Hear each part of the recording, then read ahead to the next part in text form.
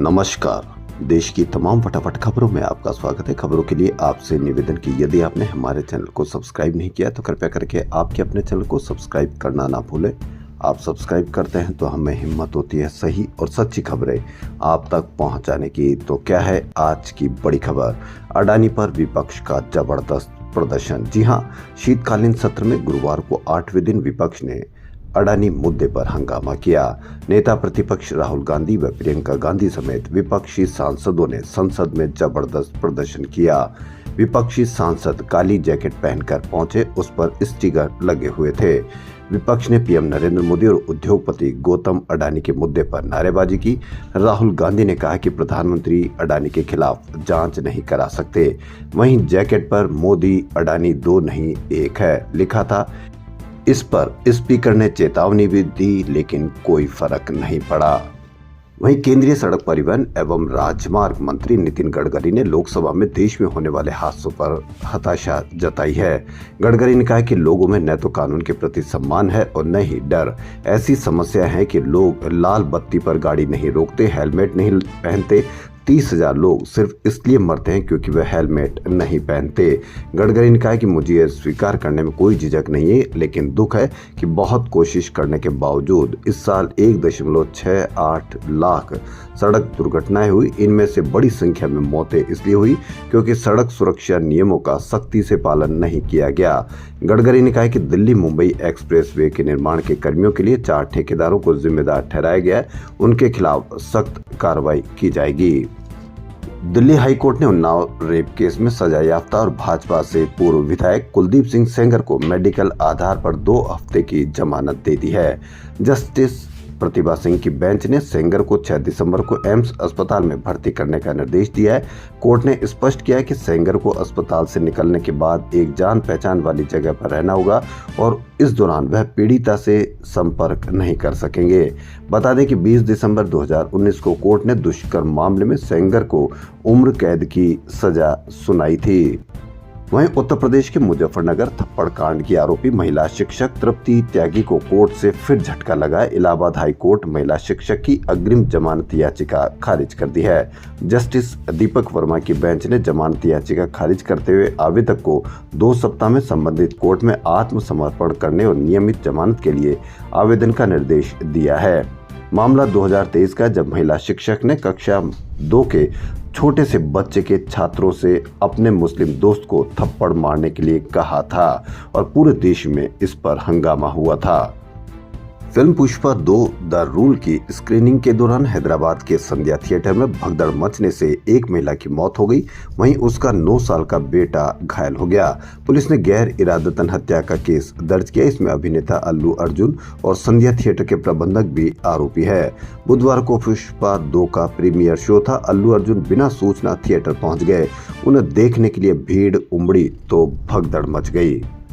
MSP सहित विभिन्न मांगों को लेकर किसान संगठनों ने शुक्रवार को यानी आज दिल्ली कूच का ऐलान किया है। इसके चलते हरियाणा में अलर्ट जारी किया गया है। हरियाणा पुलिस ने कहा कि किसानों को आगे नहीं बढ़ने दिया जाएगा क्योंकि दिल्ली में प्रदर्शन या धरने की अनुमति नहीं है।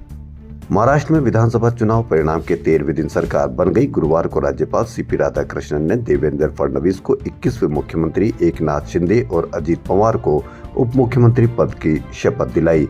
फडणवीस तीसरी बार सीएम बने। कार्यक्रम में प्रधानमंत्री नरेंद्र मोदी समेत 19 राज्यों के सीएम मौजूद रहे। नई राष्ट्रीय शिक्षा नीति 2020 के तहत उच्च शिक्षा में छात्रों का रजिस्ट्रेशन बढ़ाने के लिए यूजीसी ने दाखिले, पढ़ाई, मूल्यांकन और डिग्री मिलने के तौर तरीकों को लचीला बनाया है। अगले सत्र से 2025-26 से विश्वविद्यालय व कॉलेजों में साल में 2 बार यानी जुलाई अगस्त और जनवरी फरवरी में दाखिले ले सकेंगे। छात्र एक सत्र में 2 अलग अलग यूजी पीजी कोर्स कर सकेंगे और दोनों डिग्रियां वैध होगी। इसको और भी लचीला बनाया जाना चाहिए क्योंकि डिग्री मिलने पर नौकरी की तो कोई गारंटी नहीं होती, लेकिन यदि वह इसमें दोनों डिग्रियां जल्द से जल्द प्राप्त कर सकता है, यानी जो परसेंटेज मिनिमम नंबर है, उनको और भी कम किया जाना चाहिए ताकि जल्दी से वह अपनी पढ़ाई पूरी करके अगर वो रोजगार प्राप्त नहीं कर सकता है, सरकारी नौकरी प्राप्त नहीं कर सकता है, तो वह अपने क्षेत्र में कोई और रोजगार तो प्राप्त कर सकेगा।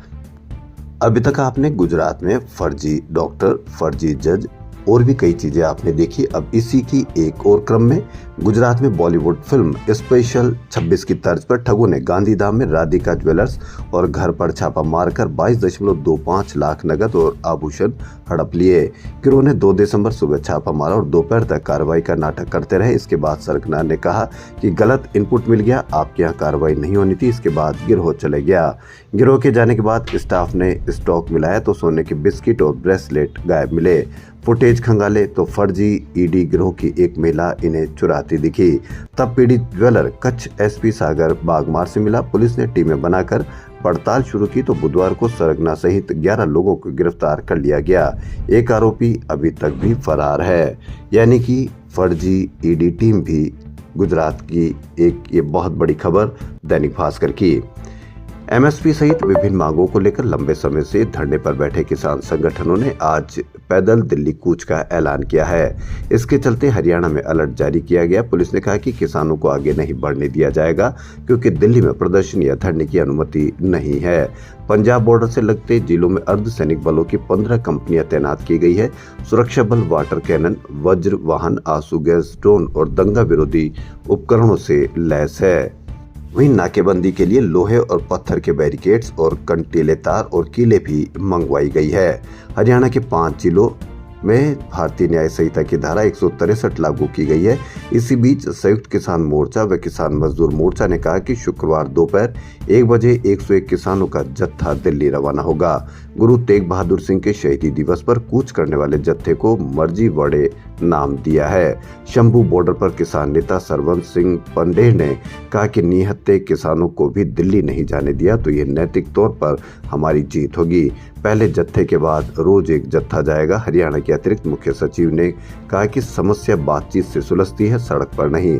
सुप्रीम कोर्ट ने कमेटी बनाई है, किसान कमेटी के सामने अपनी बात रखे, लेकिन बातचीत किससे होगी, कब होगी, यह कोई बता नहीं सकता। काव्या मेहरा देश की पहली एआई मॉम इन्फ्लुएंसर बन गई है। काव्या मॉडर्न मदरहुड पर टिप्स देती है। वह इंस्टाग्राम पर तकनीकी द्वारा संचालित है।